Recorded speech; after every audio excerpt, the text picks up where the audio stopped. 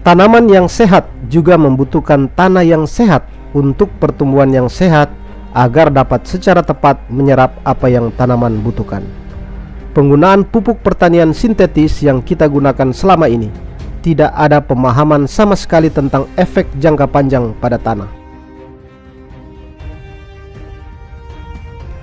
Bagi petani, pupuk adalah keajaiban yang bisa memberikan hasil panen 2 kali lipat, sehingga petani mampu menyediakan makanan yang dibutuhkan untuk diri sendiri maupun bagi populasi yang terus berkembang. Tapi sekarang, setelah bertahun-tahun menggunakan pupuk sintetis, pengaruhnya terhadap kualitas tanah semakin nyata terlihat. Semakin sedikitnya mineral hara yang tertinggal di dalam tanah yang mengakibatkan tanaman cepat menjadi lemah dan sakit. Tidak lagi dilindungi oleh bakteri dan jamur, tetapi malah diserang oleh mereka sendiri. Begitu juga dengan penggunaan pupuk sintetis secara berulang-ulang pada lahan yang sama, maka petani perlu membajak lebih dalam lagi dan lagi karena tanah menjadi cepat padat. Ini adalah usaha yang mahal bagi petani dan merupakan bencana bagi tanah. Ada cara yang lebih baik yang tidak diketahui secara luas, di mana akar tanaman dapat berkembang lebih mudah di lingkungan yang kaya akan akar tua. Metode membajak tanah saat ini di mana tanah dibolak-balik menjadi 25 cm. Ini berarti tanaman benar-benar berjuang untuk mencapai ribuan lorong yang telah dibuat oleh tanaman lain dengan akarnya, bahkan sering tidak mencapainya.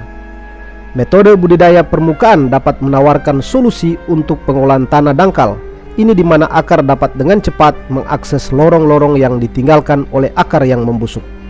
Setelah mereka mencapai ujung lorong-lorong ini, maka tanaman dapat mengakar lebih dalam dan memastikan bahwa ada lebih banyak tanah dan air yang tersedia untuk pertumbuhan.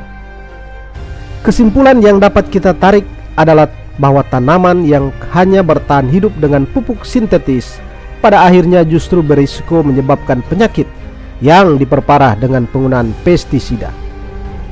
Untuk mengatasi masalah pemupukan berlebihan di seluruh dunia, maka penggunaan pupuk sintetis ini harus segera diakhiri dan mengembalikan kesuburan tanah secara alamiah. Bagaimana caranya? Baik, pernahkah Anda mendengar tentang bagaimana tanaman memiliki jaringan internet sendiri dan dapat berkomunikasi satu sama yang lain di dalam tanah? Ikuti penjelasan berikut ini.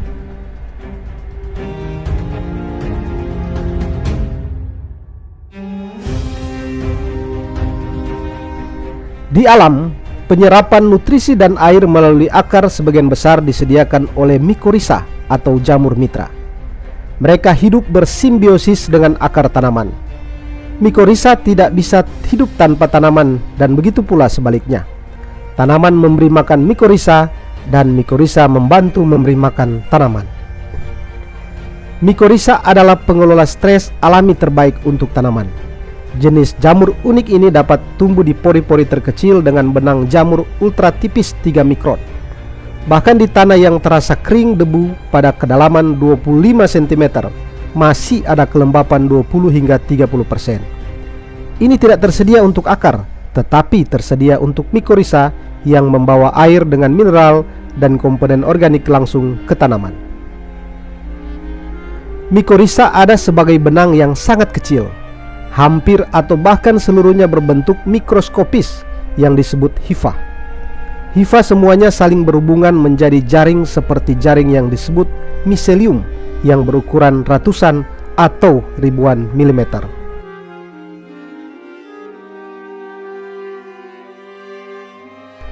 Miselium dari mikorrhiza tunggal pada gilirannya dapat meluas keluar, menghubungkan beberapa tanaman dan bahkan terhubung dengan mikorrhiza lain untuk membentuk jaringan bawah tanah. Dalam jaringan mikorrhiza yang umum, sulit untuk membedakan di mana satu mikorrhiza berakhir dan yang lain dimulai. Karena jaringan yang luas ini, satu tanaman dapat dihubungkan ke spesies tanaman yang sama sekali berbeda di tengah hutan. Mikorrhiza sebenarnya terhubung ke tanaman dengan dua cara. Salah satu bentuk yang disebut ektomikorrhiza hanya mengelilingi bagian luar akar. Bentuk lain yang disebut endomikorrhiza sebenarnya tumbuh di dalam tanaman. Hifanya terjepit di antara dinding sel dan membran sel akar, seperti terjepit di antara ban sepeda dan ban dalam. Sama halnya seperti kita menyuburkan kebun kita sendiri, tanaman memberi makan mikorizа mereka sendiri. Tanaman akan mengambil kelebihan gula yang diproduksi di daun melalui fotosintesis dan mengirimkannya ke akar. Dari sini, mikorizа mampu menyerapnya untuk menopang diri mereka sendiri. Ada sangat sedikit sinar matahari di bawah tanah dan bahkan tidak ada sama sekali. Mikorizа tidak memiliki peralatan yang dibutuhkan untuk fotosintesis. Gula dari tanaman benar-benar membuat mikorizа tetap hidup.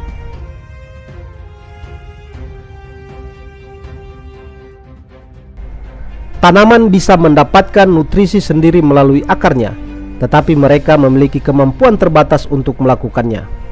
Akar harus bersentuhan langsung dengan tanah untuk menyerap nutrisi, dan akar tanaman hanya tumbuh sangat kecil. Jamur di sisi lain bisa menjadi jauh lebih kecil. Hifa jamur dapat terjepit di antara potongan-potongan tanah individu untuk menutupi hampir setiap milimeter kubik tanah yang tersedia. Ini meningkatkan luas permukaan dan memungkinkan tanaman mendapatkan akses nutrisi yang jauh lebih besar daripada yang bisa mereka dapatkan sendiri. Bagi banyak tanaman yang hidup dalam kondisi sulit, mereka tidak akan mampu bertahan sama sekali tanpa mikorizа. Mikorizа menyerap nutrisi seperti fosfor dan magnesium dan membawanya langsung ke akar tanaman. Di sini mereka menukar nutrisi yang mereka kumpulkan dengan gula. Ini adalah win-win solution yang adil, dan kedua belah pihak diuntungkan. Selain itu, mikorizа membantu tanaman dalam banyak cara lain. Mikorizа dapat membantu melindungi tanaman mereka dari penyakit dan racun. Mikorizа juga dapat berfungsi sebagai layanan pengiriman gula ketika tanaman membawa gula bolak-balik ke tanaman berbeda yang terhubung ke jaringan mikorizа umum yang sama. Mungkin yang paling aneh dari semuanya, jaringan mikorizа yang umum juga dapat berfungsi sebagai sarana bagi tanaman untuk berbicara satu sama lain, seperti jaringan internet yang terbuat dari jamur.